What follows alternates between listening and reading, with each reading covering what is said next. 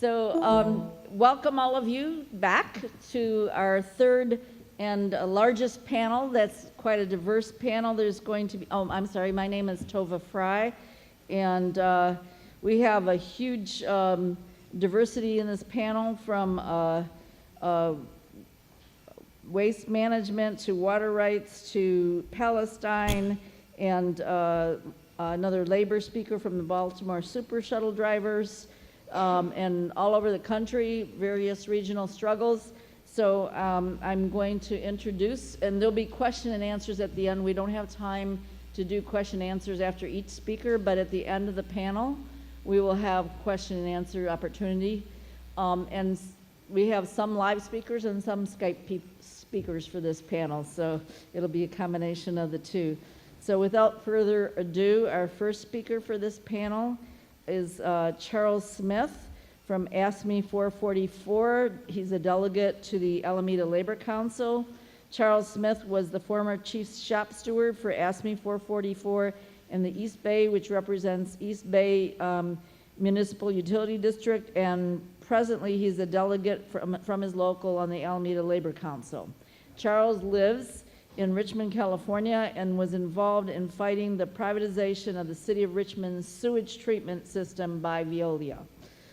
Charles Smith is also a member of the United Public Workers for Action and has been organizing against privatization and bullying of public employees. Charles.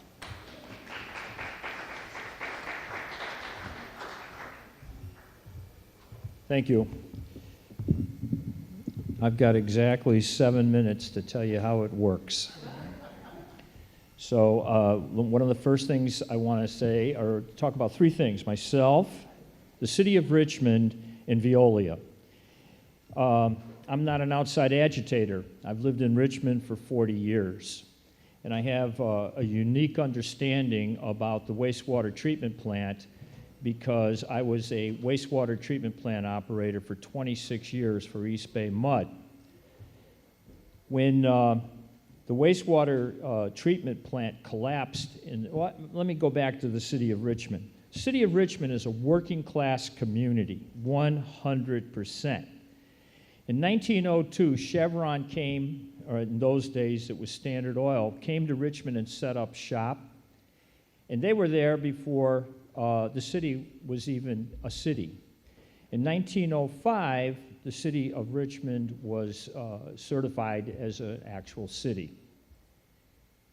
The way things work in a company town is, in this case, Richmond, Chevron put the city council members in there that would do what Chevron told them to do. And if they did that, they got bankrolled and they won elections and they ran the city, and Chevron didn't care what they did, long as it didn't interfere with what Chevron wanted to do.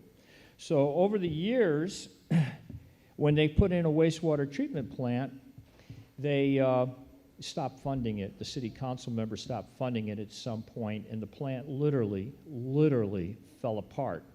This was no secret. The workers, the operators, the managers came before the city council on many occasions and said, "You've got to give us money because we cannot operate the plant." They did not give them any money. This is all documented. At any rate, in around 2001, the city said, "We're getting too many violations, the plant's falling apart, we're putting it up for bid." And at that point, we had probably one of the crookedest city managers, Isaiah Turner, in Richmond City history. So amazingly enough, East Bay Mud made a fantastic a fantastic bid to take over the plant and take the wastewater sewerage to their plant in Oakland. A really good deal. The city workers, they were SEIU workers, they bid on the plant. And then comes this company called US Filter. And I didn't know who US Filter was. Well, US Filter is what we're talking about today, VEOLIA. And prior to that, they were Vivendi. And they had such a checkered history that they've gone through many names because they've been in so many lawsuits in that, some of them international. They came out of France, as you all know. Well, I'm going to read something to you that they bought a full-page ad in the West County Times, which is the Richmond newspaper. It's part of the Bay Area news group, BANG. This is what they said on the full-page ad prior to the city council voting on who's going to get the bid. This means that as a ratepayer, you can save on an average of $120 a year on your wastewater cost with U.S. Filter as your partner. No employees will lose their jobs. We have a proven track record of working well with unions and will honor labor by recognizing and negotiating the local union, with the local unions. Shutting down the plant, as recommended by EB Mudd, deprives the city of an important tool for determining its economic future. That was in the Sunday edition in December 16, 2001. Well, there was no doubt in my mind, because I had already been involved in Richmond politics, that they were going to get the bid. Didn't matter what East Bay Mud offered them. Didn't matter what the employees, the union workers offered them. I knew damn well that that city council had been bought and paid for. So they had the big night, and there was 21 speakers from all environmental agencies, licensing agencies, you name it. 20 of those speakers, which included me, spoke in favor of going with East Bay Mud, and one, a city attorney, spoke in favor of going with VEOLIA. The city manager, his wife was named Penny Turner. She, amazingly enough, was a vice president of U.S. Filter, but I couldn't find vice president of what. And that meant that the city manager, Isaiah Turner, had a conflict of interest, so therefore he shouldn't have even spoken that night. But he got up and he said, we should vote for VEOLIA for determining, as an important tool for determining its economic future. That's right off the newspaper. Those are the exact words that U.S. Filter paid to have in that newspaper, and that's exactly what he said. I don't have to tell you who won the bid. Hands down, U.S. Filter got it. Within 1 year, they got rid of all the union workers. Within a couple of years, our rates went up by 8%, compounded each year for 3 years, and then they came back when that ran out, they wanted another 8% compounded for an additional 3 years. That one I got involved in, and we stopped it. They took less. They took 5%. These are the people that we're dealing with. They're ruthless. I'll give you an example. The collection system, which is called, to you folks, the sewer system, was run by operators, SEIU also, but they didn't fall within the wastewater treatment plant contract. So 1 year later, I was sitting in the city council hall when they were having a meeting, and I didn't even know this was on the agenda, but they said, well, today we're going to talk about turning the collection system over to VEOLIA. Now, we understand that there's a disagreement here because we're under contract, the city is, with SEIU workers. So the city council says to the attorney sitting on the right-hand side, well, what about that? Can we be sued? And the attorney says, oh, no, not really, because you can break the contract if there's any kind of an emergency. And they said, well, what kind of emergency would that call for? Well, flooding, for example. And then the city council says, well, that could happen if there's rain. Absolutely, it could happen if there's rain, and there you have the right to break the contract with the union and bring in U.S. Filter. Unbelievable, but yet it happened. Now here comes the prize. The plant was falling apart, but U.S. Filter gave the lowest bid to run it. Since that time, they've poisoned the area around it. They've had violations. They're not doing their work. But so the plant continues to fall apart, and now it's back to where it was before, where it has to be replaced. East Bay Mud's not interested in it anymore. And so there's still about, they have a 15-year contract with the city of Richmond to run it. They also want to build a new plant, which is going to cost millions of dollars. And guess who's going to have to pay for it? That working class community called Richmond. We have been screwed. We've been screwed by our politicians, and we've been screwed by Veolia. It's a terrible, terrible thing that's happening, but it's happening all over the place. And this is exactly how Veolia operates. It looks for small communities or communities that have financial problems and that, and they become the victim of Veolia. In this case, because of the corrupt politicians, they basically welcome them with open arms. This is what we're up against. This song, Veolia, is written and done, well, not written, it's obviously from a rock and roll song, but the guy who did that song is Jason Myers. He lives in Richmond also. He has his issues with Veolia, and that's the way he fought back. So, I have no idea what's going to happen. You have to have a wastewater treatment plant. East Bay Mud's not interested at this point. And Veolia's got a contract for about another 3 years, and the plant's got to be replaced. And when you're dealing with an international corporation like Veolia, they own all the different little subcontractors in that, and the people that make the parts that they use to run the plant. So essentially, they've got it lock, stock, and barrel. If they rebuild it, they're going to rebuild it with the people that make the gauges, the weirs, everything, because they control it all. And they're dangerous people.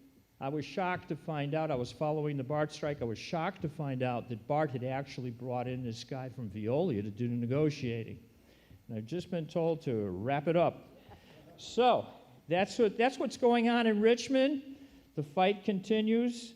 It's obviously an international fight, as we've seen here today. And who knows where it's going to go. I can't even predict. Take care.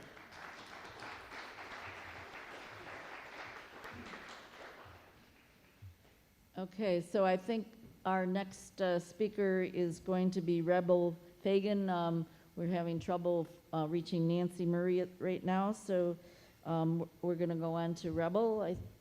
Are you here? There you are. Okay, sorry. Okay, so Rebel is with the North Coast Coalition for Palestine. He's been a longtime peace and justice activist from Sonoma County. He's written for the Peace Press for nearly 35 years, participated in direct actions around the Livermore Labs, the Diablo Canyon, Saving the Redwoods, Stopping Wars in Central America and in Palestine.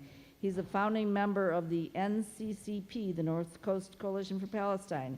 He's also a high school teacher and sponsor of a high school club, the Progressive Club, which is an environmental justice action group. As well as the NCCP, Rebel is a member of the Radical Ions Affinity Group and has worked closely with Veterans for Peace, Fair Trade, Immigrant Rights Committee, and elsewhere. He also plays the drums, sings and writes lyrics for A Happy Accident. He's also a poet with 100,000 Poets for Change. Within NCCP, he has been one of the primary Veolia speakers. Thank you.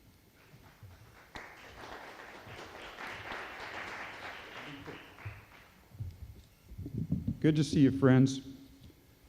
We were born out of the tears of Operation Cast Lead. We educated ourselves, we educated the public. Our first direct action was against SodaStream at Bed Bath & Beyond. We did pretty good, but we realized the limitations of ad hoc actions. So at that point, we hooked up with Jewish Voices for Peace and the Occupation Global Exchange and joined the international campaign against Veolia. In Sonoma County, Veolia runs but doesn't own our buses. They're hired by the supervisors. So initially we approached the Human Rights Commission to try to get them to not renew, for the supervisors not to renew the contract when it comes up in just a few months. We started a website, nccpal.org, developed a really useful toolkit. Go to the website, it's yours, it's free. And we scheduled a public meeting. We had to make sure that our item was on the agenda. If it's not on the agenda, the organization you're trying to affect cannot take action on it. Make sure it's on the agenda or they can't do nothing.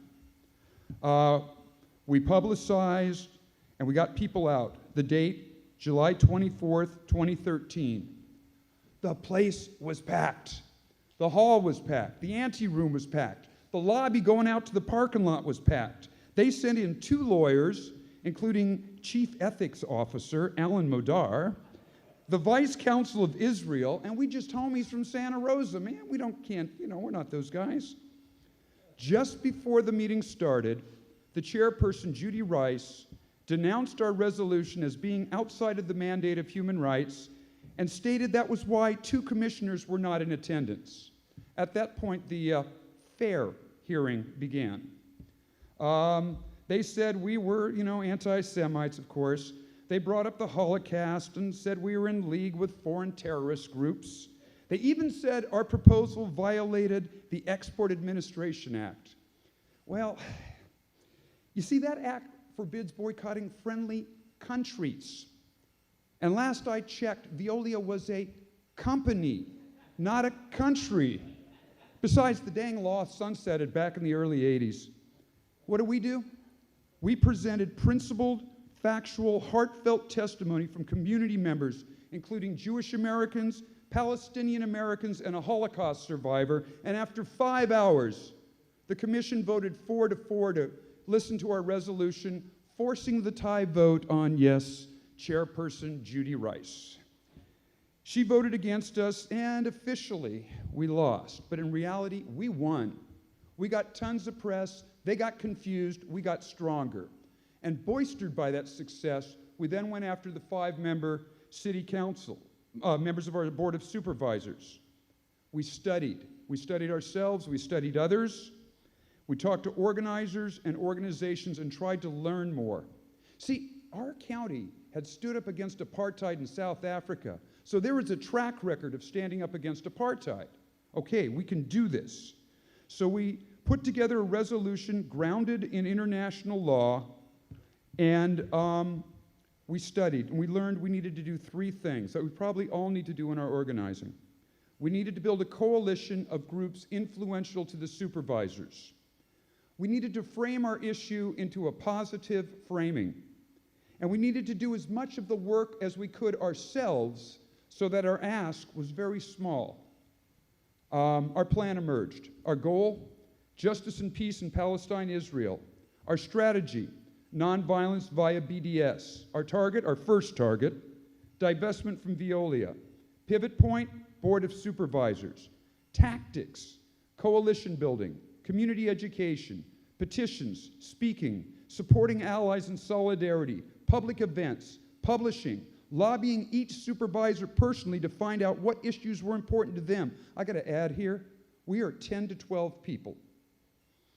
Our coalition building resulted in the formation of a new group, SAFAR, Sonoma Allies for a Fair Ride. It means to travel in Arabic. If you go to safar.info, you can sign our petition. I wish you would.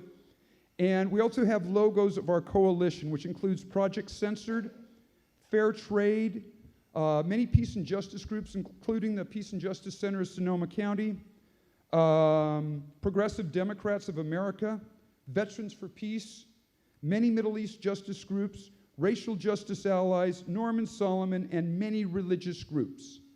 I got to tell you, organizing with the Nationals was weird.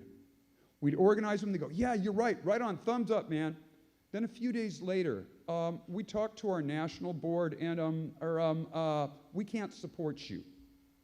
So we could tell there was somebody larger than us influencing things. Then on September 15th, we spoke at the Petaluma Progressive Festival, and during our speech, we passed out cards like this. They're simple cards asking the Board of Supervisors not to renew the contract in 2014. We then addressed to the specific supervisor for each person signing it, had little piles and red, black, and green ribbons, and we realized the postage would be deadly. So we decided to drop them off at the supervisors directly, called up the press, but we also called the supervisors. And we said, we're your friends, we're your community. You know us, we know you. Your kids go to school with our kids. We are part of our community. We want to do what's best for our community. We know you do too. And everything went as planned, everything was cool. And then a couple of days later, I got this email from the supervisor's secretary. She said, I thought you guys would be interested in this. It's a letter from the ethics chief, Alan Modar. He sent it on September 13th, 2 days before the festival, denouncing our action in advance of it happening. I've been a thought criminal before. It's an interesting place to be. He said that we were in league with the League of Arab States. He misrepresented, this is the letter, folks, and I have copies. If anybody wants them, they're right here for you. Misrepresented the bus driver's contract and denounced Omar Barghouti as promoting euthanasia of Israel. I thanked her for the email. I know gold when I see it. Lawyer letters followed. The story was picked up by Electronic Intifada, National Lawyers Guild, Daily Censored, and others. And then on September 25th, we heard through reliable sources that Veolia had sold their segregated buses in the West Bank. It's nice to think that we had a little piece in this strike for justice. But justice isn't there. Thank you.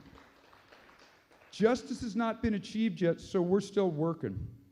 This last December, we caroled at the local mall with a variation of Oh Little Town with Bethlehem, kind of tweaked the lyrics, a cardboard wall and information cards about the 26-foot tall wall that completely surrounds the people in Bethlehem. Jesus and Mary would not have the ID to get into that manger nowadays.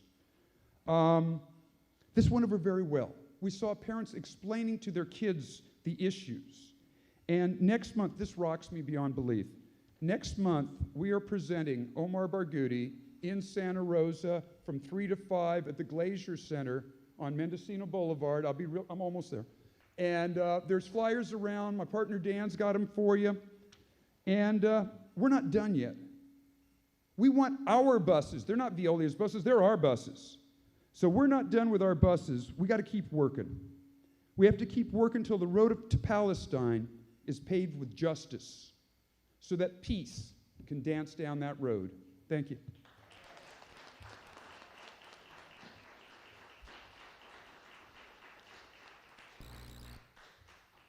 Thank you very much. So it looks like we've got Nancy on the line now. Okay.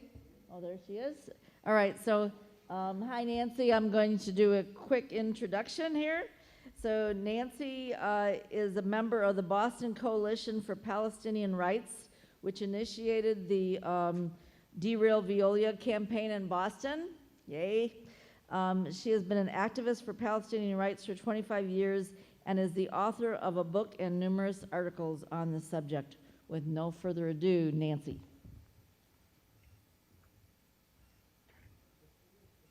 Okay, is this working? Okay, hello everybody, welcome. I'm very happy to be with you, and I will speak very quickly, 7 minutes, about our campaign. On January 8th, 2014, Veolia lost a contract worth up to $4.2 billion to run the Massachusetts commuter trains, which is the 5th largest system in the country, and I hope you're all clapping. Good, I could hear it. Although we have no way of knowing whether our activity played a direct role in the board's decision to deny Veolia a new contract, we clearly raised consciousness about Veolia's activity in the West Bank and did not endear ourselves to the Veolia Corporation.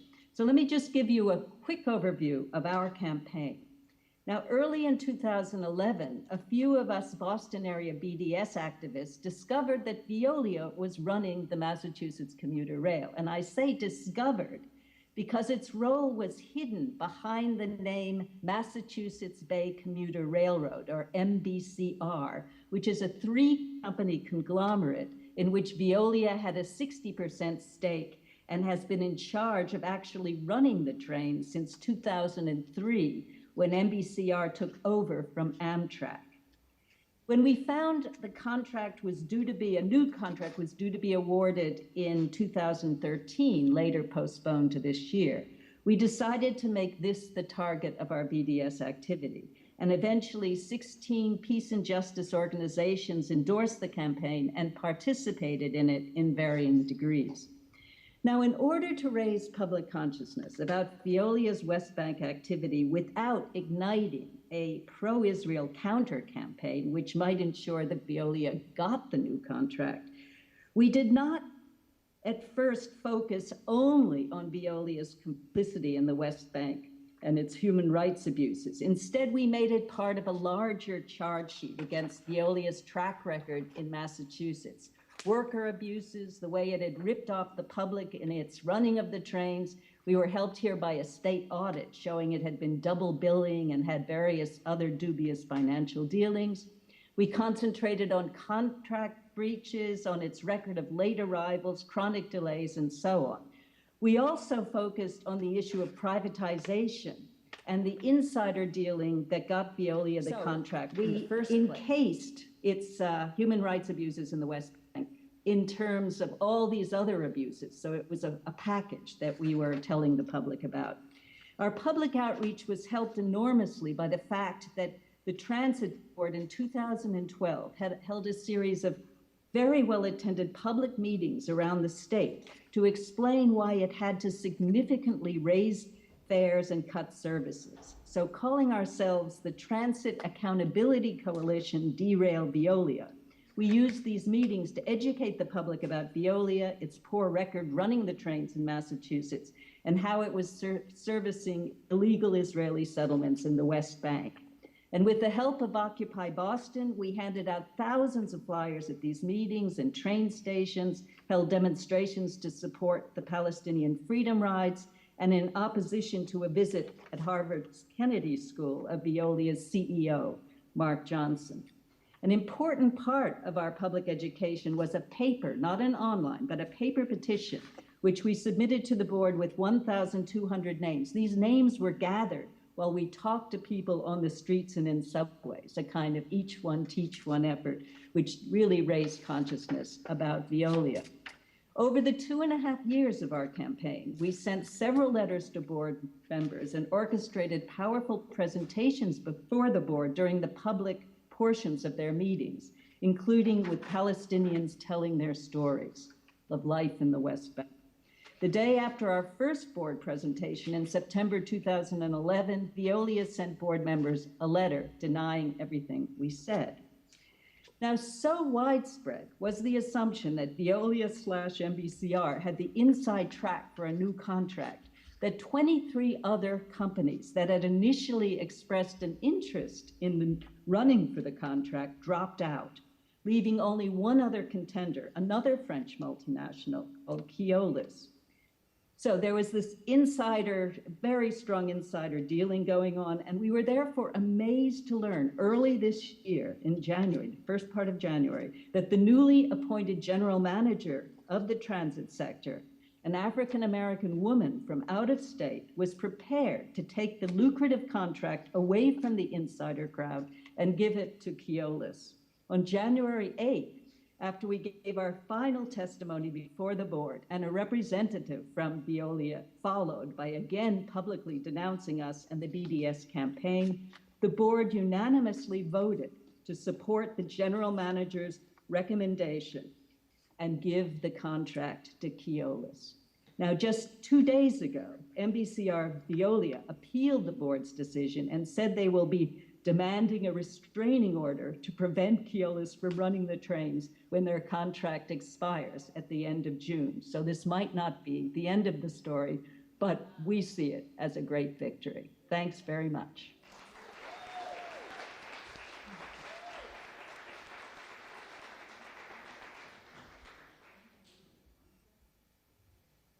Okay. So our next speaker is Mikos Faberson, and I hope I pronounced that right because I didn't get a chance to verify that pronunciation. Getting a little feedback. Okay. Hi. Yeah. Okay. Yeah, let me, Mikos, give me 1 minute. I'm let going to me just introduce turn you. there. You can't hear me? Okay, yeah, I'll take your cues. I clicked off the, One minute. Sure. Okay. So Mikos is a co-founder and past chair, of the Davis Committee for Palestinian Rights.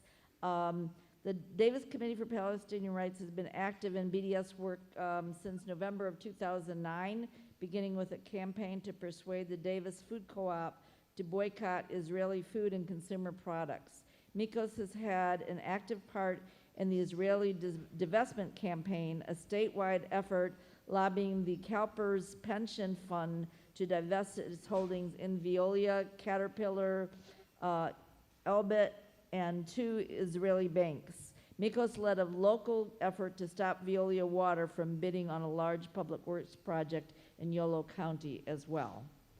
Okay. okay, well, hi, everyone. Thanks for the introduction. I really appreciate this conference a lot. I've enjoyed all of it. I've listened to the first few speakers, and the importance of forming these relationships with labor is so vital. I may not have included this in my bio, but I also have been involved with the Israel divestment campaign, which is an effort to get the state of California pension system, the public pension system, CalPERS, to divest from its interests in several companies, one of which is Veolia. So we've run up against Veolia in numerous venues. What I'd like to talk about today is really what our approach was in Yolo County. For those who don't know, Yolo County is in Northern California. There's 4 or 5 cities, including West Sacramento, Davis, and Woodland, about 150,000 people altogether. So it's a relatively small county.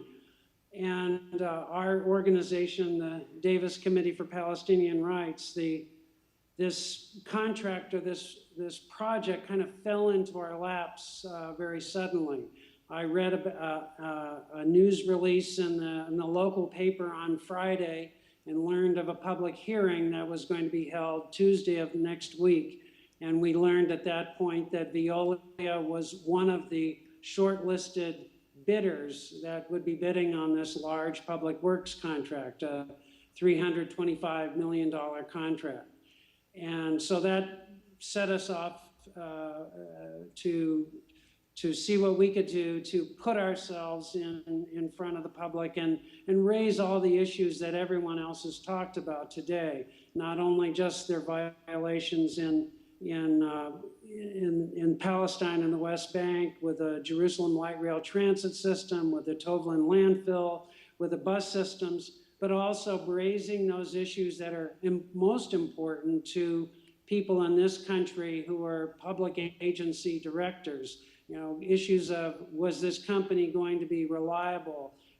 What other kinds of business shortcomings did they have? Not just shortcomings, but fraudulent involvements with public officials and so on. So we raised all of those things. And I won't go into the details about that so much, but I do want to share with you what our lessons learned were from this encounter with Veolia, or with this public works contract. And we thought from the beginning, well, how do we get our foot into the door? How do we bring ourselves to the table where we can have an opportunity to really elaborate on all these human rights violations, labor problems, environmental issues, permit violations that Veolia has had?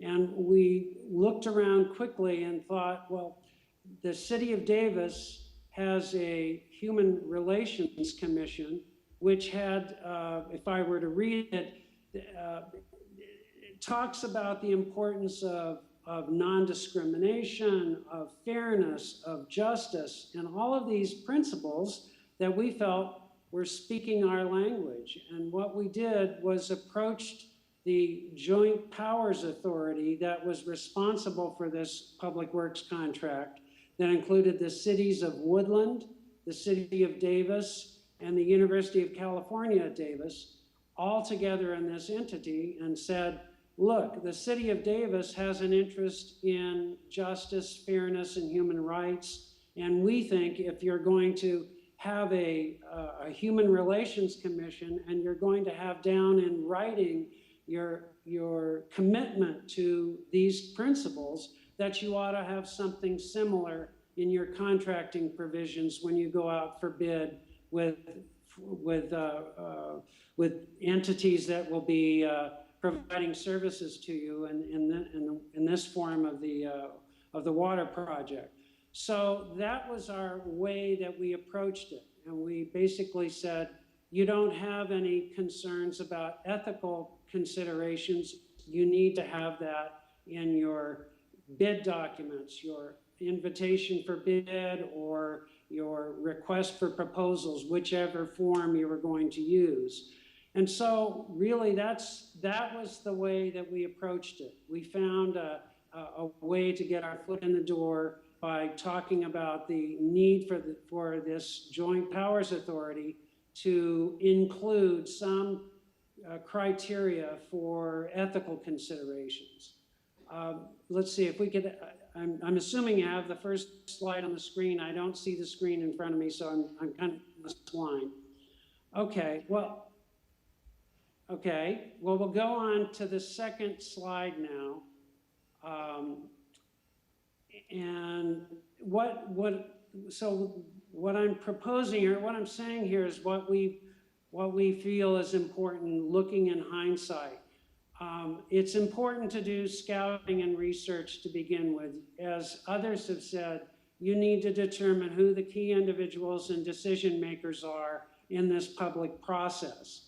And in addition to that, you need to really learn the steps in the contract procurement process. There's a lot of alphabet soup here, RFQs, RFPs, IFBs, and so on. But they basically are the procedures that are used by public agencies to go out for bid. I am an engineer by profession, and I work for a public agency that did a lot of contracting. In fact, I worked for the Department of Toxic Substances Control that had a contract with Veolia Water to operate an industrial wastewater treatment plant in Southern California. So I knew something about Veolia, and I knew something about the contracting process, and I could take advantage of that in helping to challenge this process. So those are the first two steps, and the third was to really locate the applicable, what I say, proclamations, resolutions, and so on, that we could draw upon as a hook into the process. And I've already mentioned the Davis Human Relations Commission and their principles, and that's how we got our foot in the door. So if we go on now to slide 3, the next step in the scouting was to really be familiar with the reference documents that we could draw upon. I mentioned here 4 or 5 of them, the Global Compact and some of the UN guidance documents. One of the better ones, believe it or not, is the Forestry Stewardship Council principles and criteria. And we drew from that to bolster our argument as to why the ethical considerations should be incorporated in the bidding documents. We also looked at what Veolia had written themselves and claimed in their corporate code of conduct. They had an extensive one where they go on boasting about how committed they were and how they were involved in this second document I have above here, the guidance on responsible business in conflict-affected and high-risk areas. And ironically, they were part of the working group that put together these principles, which they violated right off the bat, as anyone can see. If we go on to the next slide. I'm sorry? I couldn't hear you, delete. Oh, I'm out of time, my goodness, okay. Well, can I go very quickly? I'll just go really fast over the rest. So it's important. One of the things I want to mention, as well as getting the ethical considerations before the board, I think it's very important when you're dealing with boards of directors, with city councils, with county governments, to use your contacts that you can to make your presentation as part of the regular agenda. It's really important, I can't stress this enough, that you have sufficient time to lay out your case and what I call avoid the tyranny of the 3-minute gag rule. If you're relegated to speaking during only the public comment period, you cannot really get your case before the public in attendance, nor the press that's there that's going to be reporting on it. So it's important that you use your contacts that you've developed, a friend on the board of the agency, to persuade them that you need the time that's allowed. And I'll just stop there. I think that's enough. It's important to be ready for the opposition, and I think the North Coast Coalition did a wonderful job. We were there in support of them, and I think they really did their homework very well, and they were very well prepared to counteract the opposition that was there. So thank you.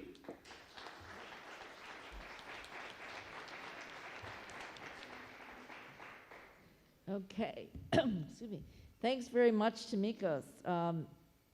Okay, so our next speaker is somebody who's also been fired from Veolia very recently. He's a Baltimore super shuttle driver by the name of Tony Yovo.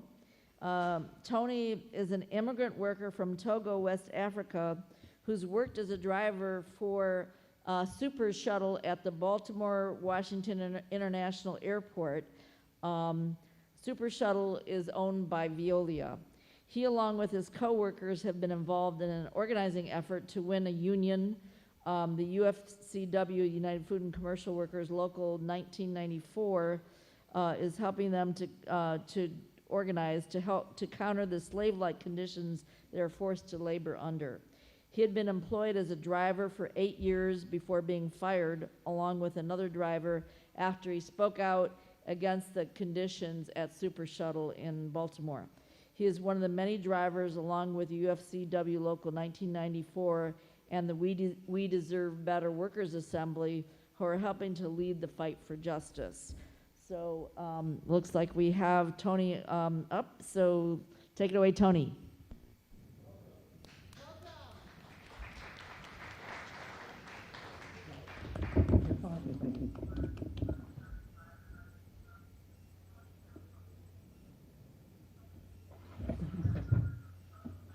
Yes, my name is Tony Koku Yovo, and I'm talking to you from Baltimore in Maryland.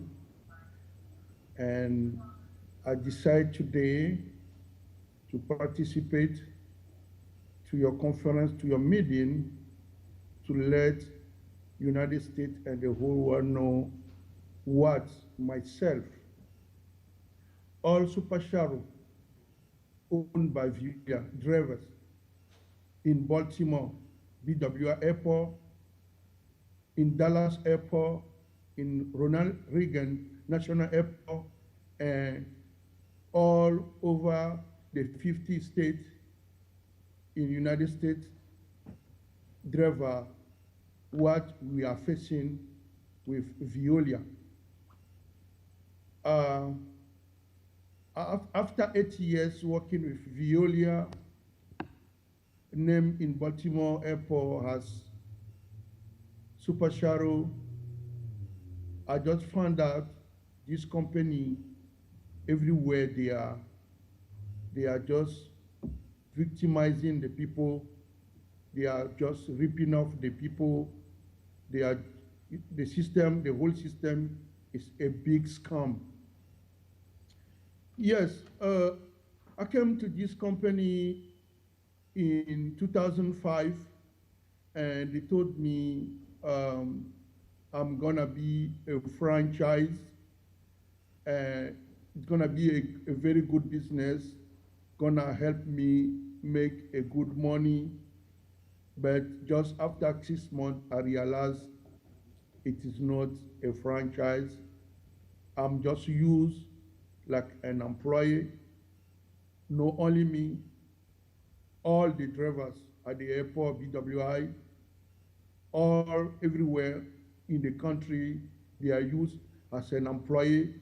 But because VEOLIA don't want to pay worker compensation, they don't want to pay some taxes to the federal government, they don't want to pay our benefit, they are saving a big money on us, saying we are franchise, we are independent contractor, but we are no one. We are no independent contractor.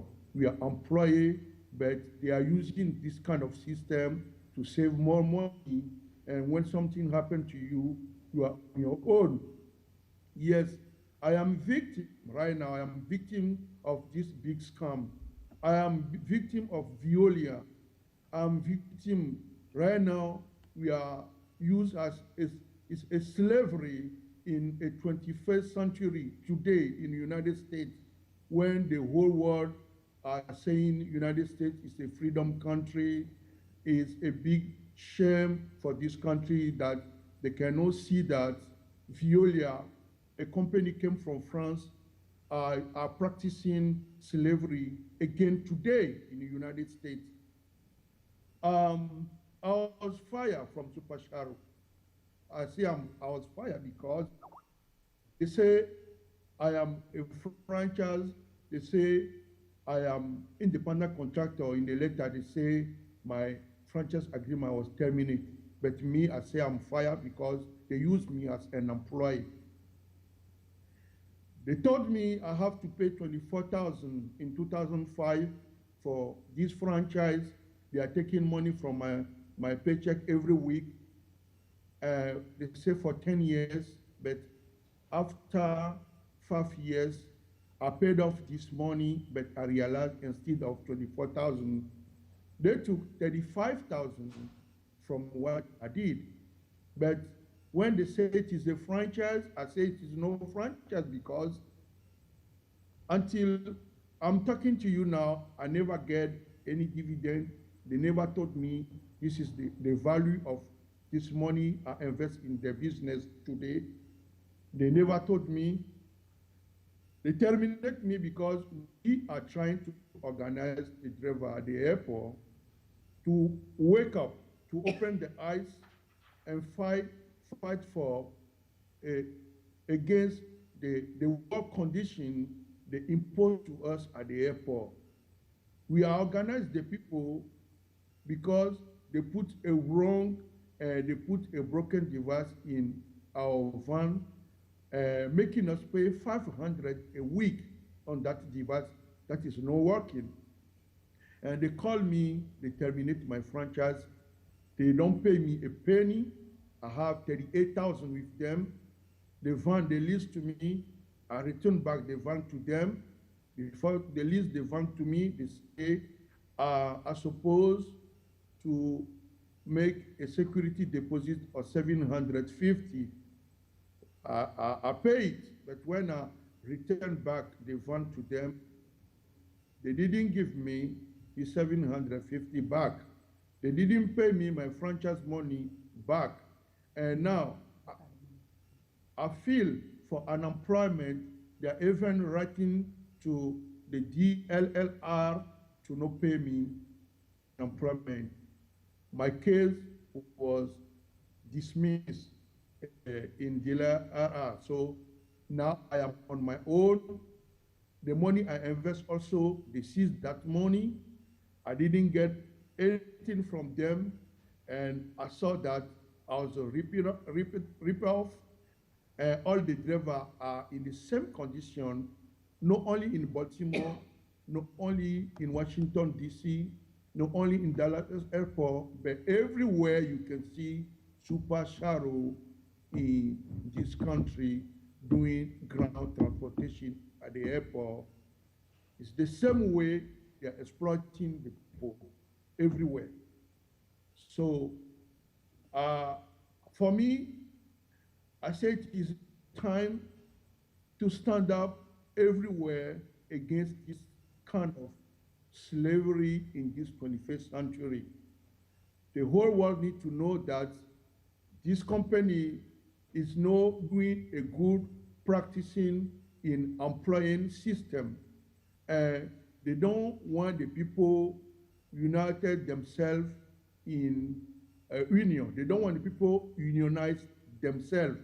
So everywhere they know you're gonna organize yourself or you're gonna involve with union system, they fire you.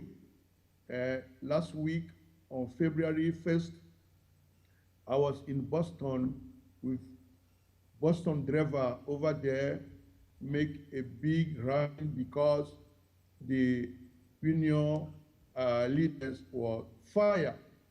The bus driver was working.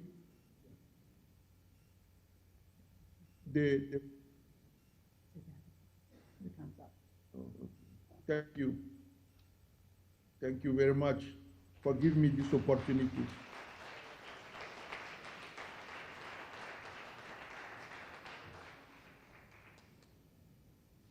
Thank you very much. I will be available for you anytime. You need my phone number? Can you make sure he knows to hang around for questions and answers? Okay. Okay, we got Aaron up next. Okay, so our last speaker on this panel is Erin Diaz, and before I introduce her, I just wanted to make sure that people were also aware that we have food upstairs in the gallery. So as this panel breaks up, we're going to be inviting people to go upstairs for workshops that are listed in your program, but there's also food up there, because I know you guys are all probably pretty hungry by now. So there will be food served up there for everybody. So the next speaker, Erin Diaz, is facing you there. She is the campaign director at Corporate Accountability International, a 35-year-old membership-based organization that successfully challenges corporate abuses that endanger public health, human rights, and the environment. Diaz also directs the Think Outside the Bottle and Public Water Works campaigns, which work to challenge the misleading marketing of the bottled water industry and protect public water as an essential public service that must not be privatized. In her role, Diaz collaborates with public officials, grassroots leaders, and allied organizations. Before joining Corporate Accountability International, Diaz directed the Boston Higher Education Resource Center's English for Speakers of Other Languages program, where she grew the program's capacity through foundation funding, built and trained a 20-person volunteer teaching team, and developed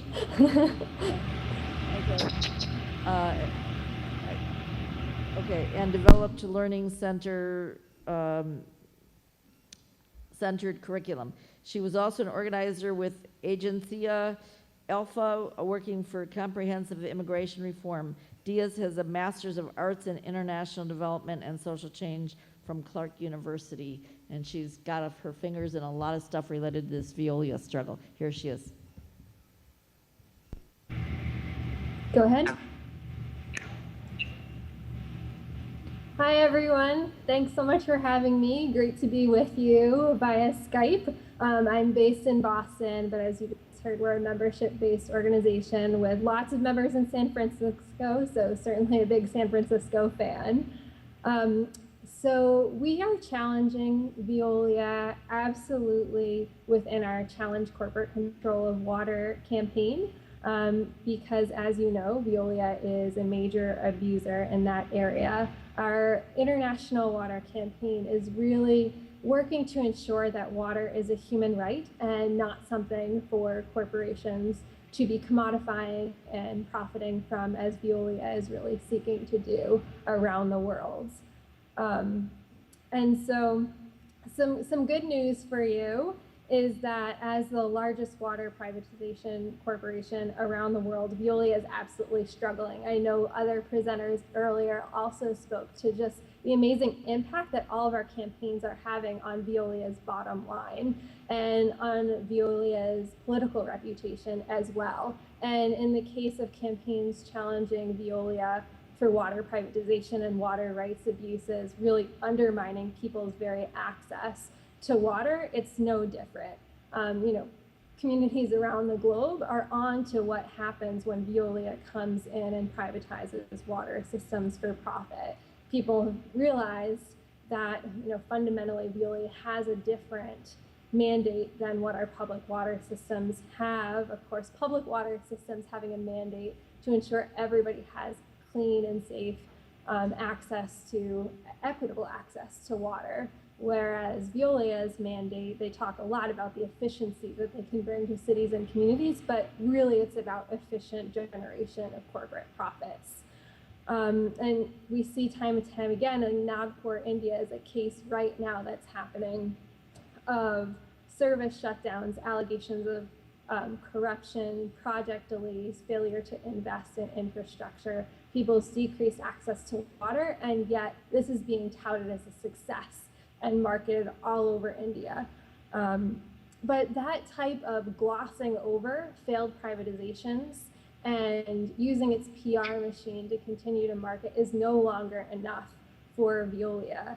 The really good news is that Veolia itself, the industry, has named political obstacles, really being code word for all of us here together working to challenge Veolia as one of its biggest challenges. And so part of what we're seeing with Veolia's water privatization is Veolia really trying to repackage what it's doing as something that's not privatization, to make it more palatable to both public officials and the public.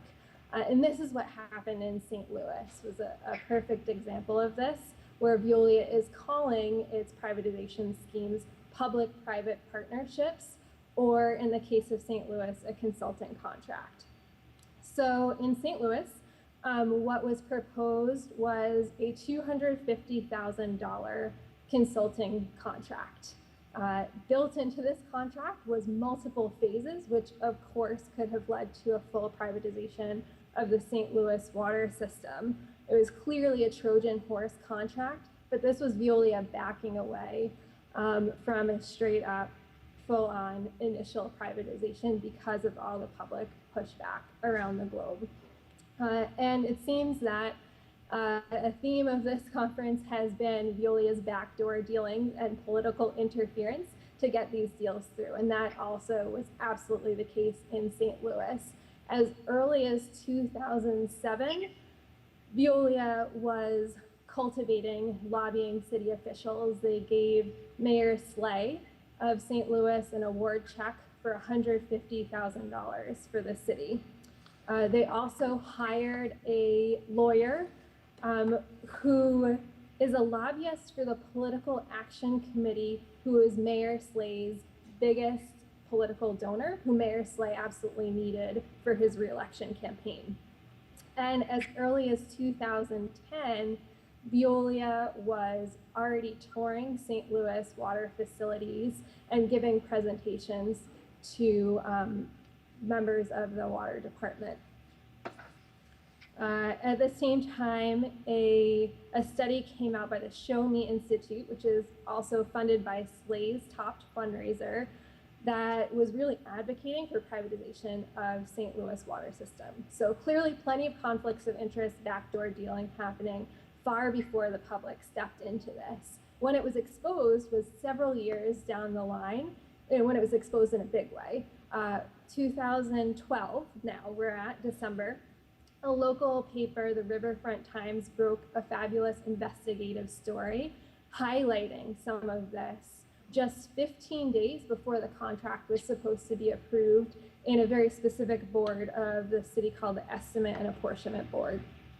And what happened was, especially the St. Louis Palestinian Solidarity Committee came together and really kicked off organizing and then pulled in many groups, including ours, to form the Dump Veolia Coalition.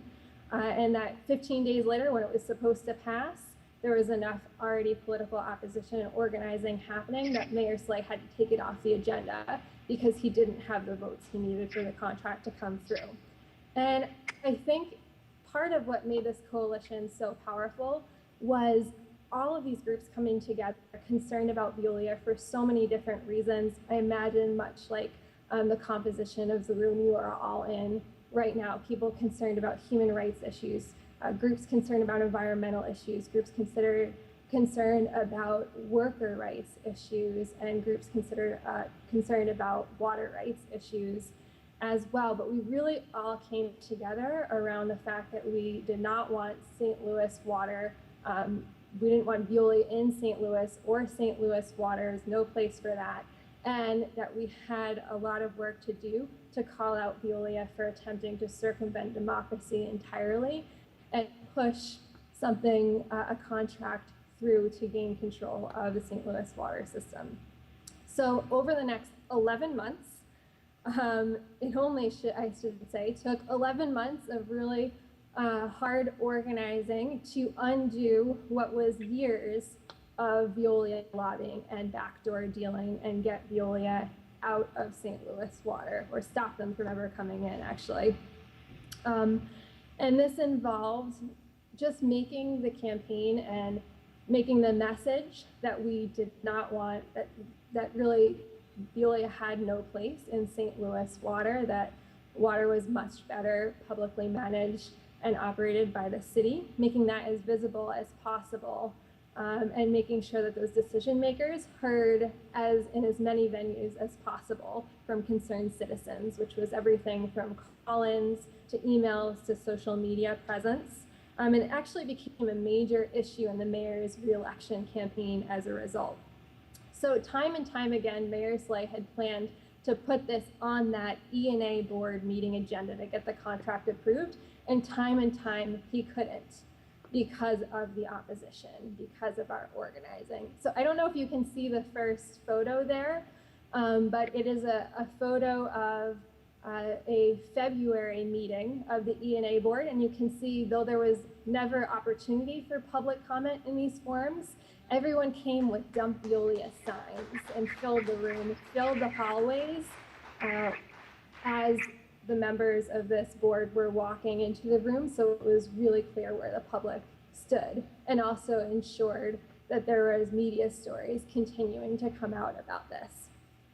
And in the meantime, Mayor Slay and Veolia continued to absolutely collude together to try to figure out how to get this contract through, which included everything from colluding on messaging to creating talking points that rebuffed what they called our misinformation campaign, to hiring outside help for messaging, flying in an executive vice president and other Veolia executives to help deal with the situation. So the organizing continued, and finally our call for a public hearing came to fruition in July. The Public Utilities Commission held a public hearing to which the coalition turned out over 100 people, standing room only, everyone with their Dump Veolia signs, and still Veolia continued its political interference. An hour and a half into the meeting, it was set up so that it was pro-Veolia comments, challenging Veolia comment. An hour and a half in, Veolia had dominated over half of the floor time, and a really smart activist prompted one of the alder people who was sitting in the front of the room to ask, okay, who in this room is present to speak in favor of Veolia who is not a Veolia employee or a contractor? Silence, nobody. Then that board person asked, who here is a Veolia employee? About 7 hands were raised. Then who's in a contract with Veolia? About 6 more. So it was a perfect moment to highlight for the board at the front of the room exactly where the public stood on this issue, which is really clear. This was the public against Veolia for keeping water in St. Louis public's hands, versus Veolia executives and political interference in the room. And the organizing continued. There was one last ditch attempt by Mayor Slay and Veolia to get this thing through. Mayor Slay actually made a legal argument that he in fact never needed the E&A board's approval, that it was actually approved through the budget process, and that the comptroller of the city just had to go ahead. She was legally obligated to sign the contract. This really backfired because the Board of Alder people saw right through this as soon as we organized and let them know what was happening. There's another photo here, I'm not sure if you can see, where there's a big Save Our Water sign with activists. This was outside the Board of Alder people meeting in this past October, where some of the signs read, Mayor Slay says that you voted for this contract, Board of Alder people. So several champion Board of Alder people emerged to highlight this clear circumvention of democracy and really reiterate we did not sign this contract. And actually then the Board of Alder people called for a separate hearing in one of their committees. And it was at that point that this last ditch attempt did not work, that it was actually during the hearing in late October that one of Mayor Slay's staffers announced Veolia had decided to pull out of the contract. So really we had successfully made it no longer worth all of the lobbying that Veolia had poured into this for years. It was the cost-benefit ratio was no longer working for them. Okay. The leading water publication, private water publication, called it the first major setback for Veolia. So definitely a really important victory. But at the same time, we can expect Veolia to keep popping up with these contracts in major cities all across the US as a major part of their strategy. And we'll continue to organize.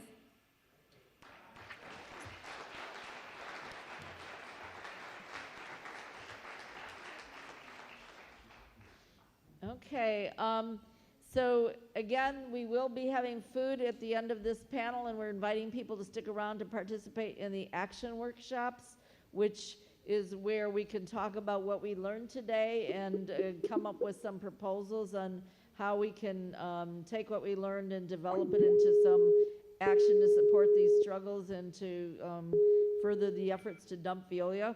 So, but right now I want to open up for question and answers, and we're trying to keep all the people on a voice conference call. We won't be able to see them, but they'll be on a voice conference call, and our panelists who are here in the audience, please come up. And we'll open the floor for any questions at this time.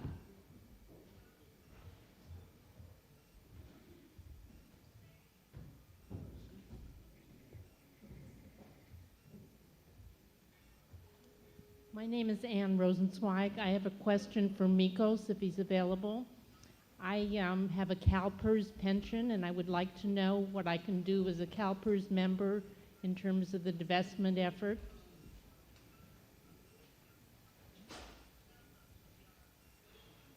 Okay. Got Mikos there. Okay. I'm sorry. So go ahead. You still have your question? I'm sorry. Do you want me to say my question? Yeah, go ahead. I was getting a signal from up here. Go ahead. Say it again. Yeah, why don't you say your Okay. question again? We got Mikos. Yes, we can. Question for Mikos, if he's available. I have a CalPERS pension, and I would like to in terms of the investment effort.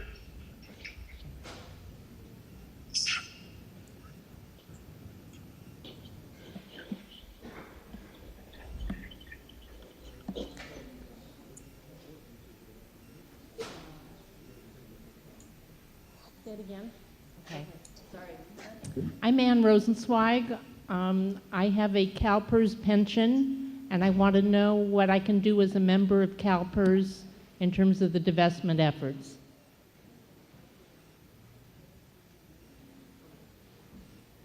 This is a question for Mikos. Well, to summarize, we worked very hard to bring the issue forward to CalPERS We were able to meet with them last fall, and the process of engagement, which was really what we had prompted them to do, and they considered this, they sort of, CalPERS served as a middleman between the other companies and ourselves, and they didn't ever really take the responsibility to directly engage with the companies in taking a firm line. And what happened at that point was that in January of 2013, they decided that they were done with the process of engagement, and they stopped at that point. So currently, we do not have anything actively going where we're going before the board as we had done throughout the past year. Our counterpart in Los Angeles, Berger Gluck, is working very closely with organized labor down in the Los Angeles area, hoping to build those kinds of alliances and probably to reformulate the campaign someplace in the future. But at this point, it hasn't gelled into anything solid yet. So I can't say specifically what individual PERS members can do other than to write the board and express your opinion. But I don't think you're going to get much of a response at this point. But I would say, you know, hang on and you'll hear from us probably in another 6 months or so. Okay, any other questions? Go ahead, Steve. Steve Zeltzer with United Public Workers for Action and Transport Workers Solidarity Committee. Maybe you can comment on the unions in this struggle against privatization, because there are unions in each of these individual situations who are opposing the privatization or opposing the policies of VEOLIA, but it seems like there's no united campaign, political education campaign against privatization of public services, and that's one of the things I think we're going to talk about in our panel, how we can get a national campaign, national political education campaign going against privatization, against VEOLIA and these other companies who are basically destroying public services. Are you directing that question at anyone in specific? Anyone in the panel has talked about, like, for example, VEOLIA in Richmond. Was there any organized opposition even in the Bay Area against privatization by the labor movement? It doesn't seem to be a political issue of the entire labor movement. Well, I watched what happened in Richmond from beginning to end, and it's still not over with. I was very disappointed in the Coastal Labor Council and the SEIU for not defending the people at the plant. But by the time this thing came through, it was too late. The union should have been out there, and I mean just not the workers, because this is a small plant, so there's not a lot of workers, but the SEIU should have been out there fighting for these workers months, maybe even years, when they weren't having any money put into the plant to keep it up to par. And then when the collapse came, the Coastal Labor Council came down. They had a couple speakers speak that night, but it was too late. And unfortunately, I've been seeing this kind of behavior from the, labor councils, from the internationals. My analysis would be that they're completely sold out to the Democratic Party. I've seen this time and time again. And if you're attached to the Democratic Party, you're essentially attached to capitalism, corporations, and you're not going to defend the workers. As a union member, my money goes towards getting people elected when it goes into the international or when it goes into the labor councils, and it goes into both. And I see where that money goes. It goes to support the Democratic Party, and the Democratic Party could care less about the workers once they win the election. And in fact, they just pay lip service to the unions during the election process. After that, we're forgotten. It's a whole new world out there, folks. I'd like to add a little bit to that. Some of the wisdom we got earlier today. We're going to find our solutions in us, not in leadership, not in nationals, but in grassroots locals. And when we hit the streets, when we hit them in their hearts, also known as their wallets, we'll make an effective change. But I truly believe that if we depend on, well, all right, I'm a teacher, man. I don't depend on CTA to do much for me, but I trust my local. I trust my local because I know those people. And I'm of the opinion, supported by 2 or 3 speakers earlier, it starts in the grassroots, it starts in the streets, and then maybe the nationals will come on board once they know it's safe.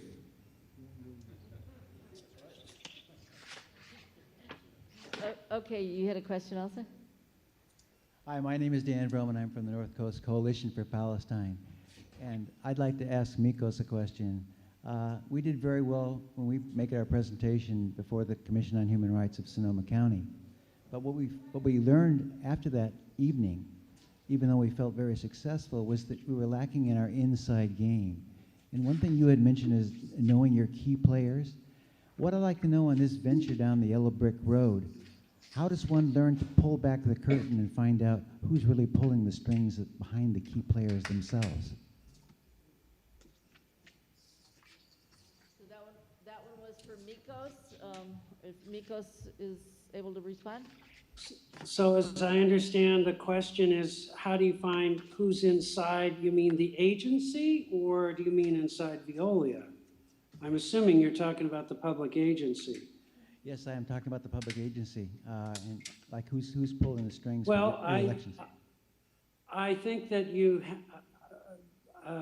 I don't have a recipe for that, but I would say that you need to talk individually with each of the agency members, whoever you're dealing with, whether it's the Human Rights Commission or the Board of Supervisors.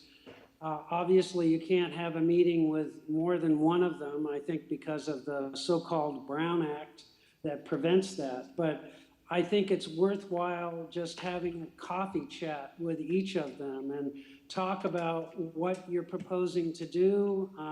You don't have to go into a lot of heat about Veolia or whoever the company is in case you want looking at other companies. But I think you can, if you're successful in finding at least one person that's sympathetic, at least to understanding that the process of bringing forward human rights or peace and justice issues and showing relevancy to why it's important for the county or the city or whomever.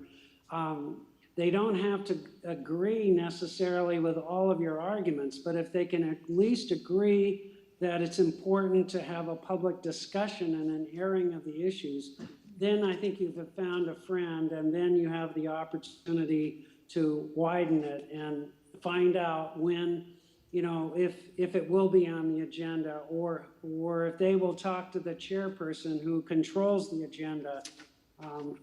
But again, I don't have a recipe. I think you have to just know how to schmooze, spend time talking with each of them individually, or if they know of other people that know them, talk to those people as well. My name is David Welsh, and I'm a delegate to San Francisco Labor Council. And I don't know who, I guess I'm directing it to the brother in Baltimore.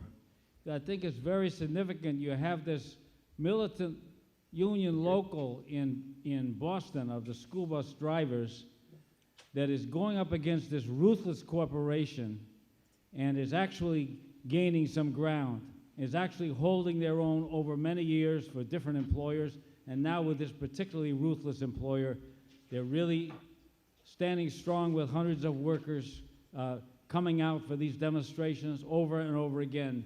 And now the super shuttle drivers in Baltimore are standing up against this ruthless employer.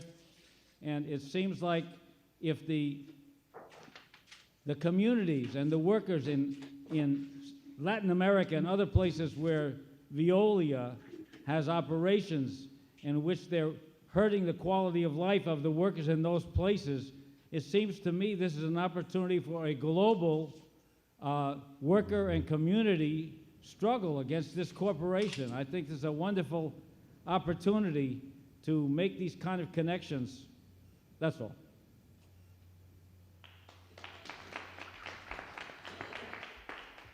So are we able to get Tony Yovo from Yes. Baltimore? Good. I'm here. Go ahead.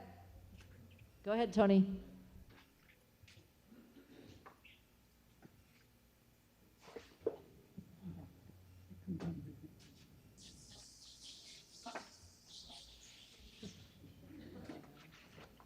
Yes.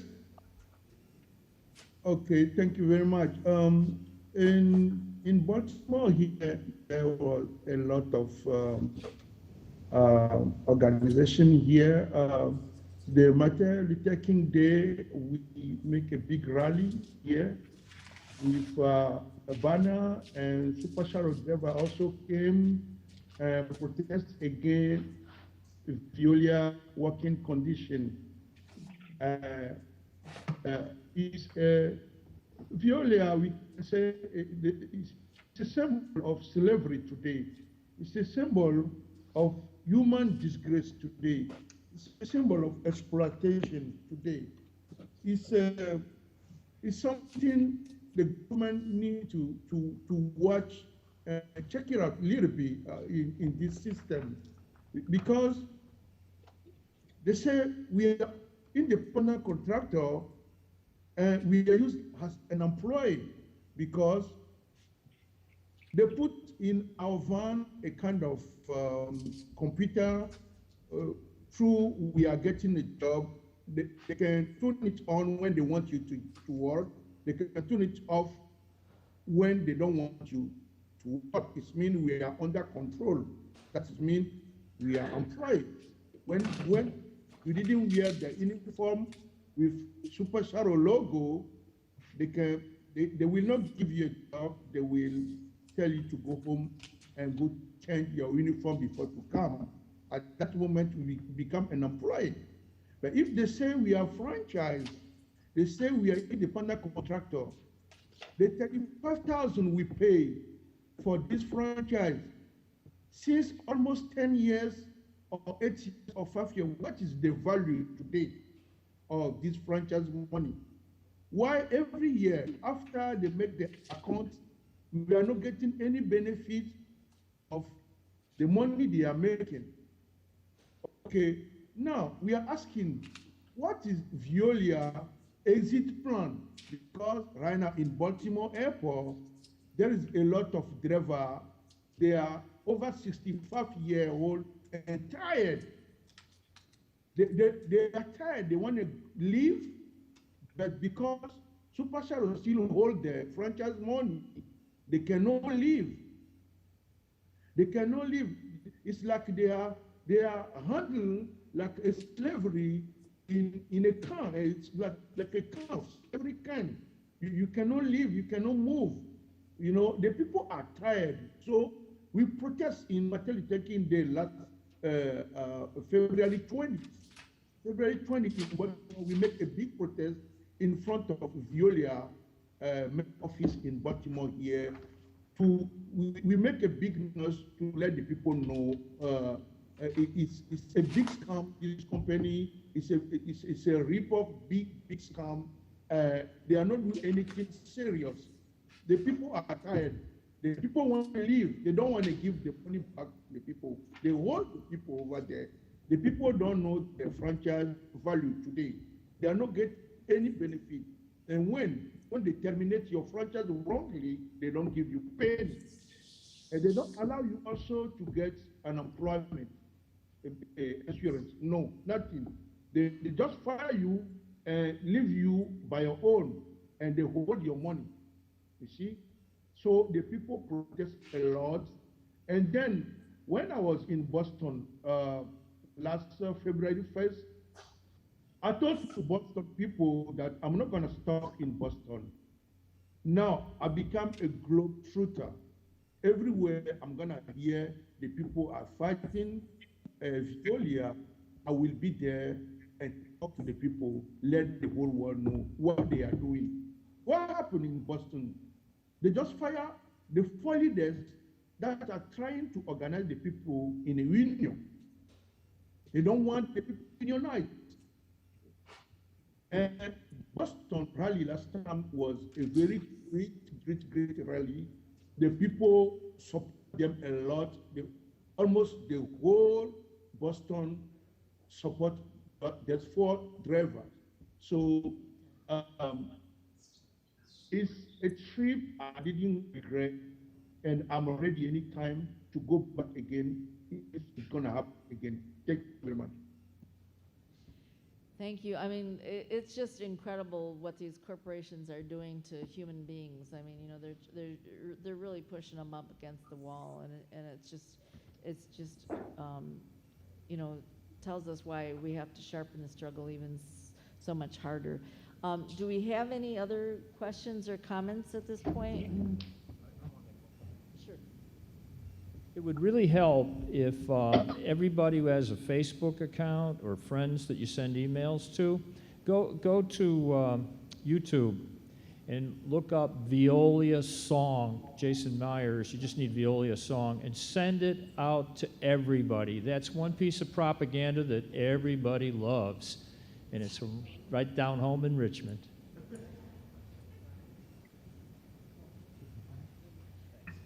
Okay, so if there are no more other comments or questions, I think that what I'd like to do, we have the workshop starting at 5:15. There are 2 workshops. One that's, I don't have the program in front of me, but there's a labor workshop and there's a community activism workshop, I think are the 2 themes.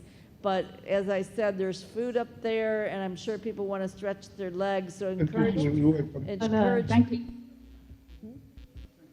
Okay.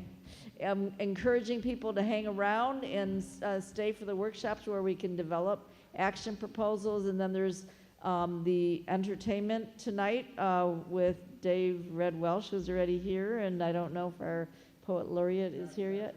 Jack? Okay. And then we've got the film, Even the Rain, that's going to be at 8 o'clock. So there's plenty more in store. So we'll take a break. And, oh, the workshops are up in the gallery, and that's where the food is as well. And the gallery is something you guys want to look at.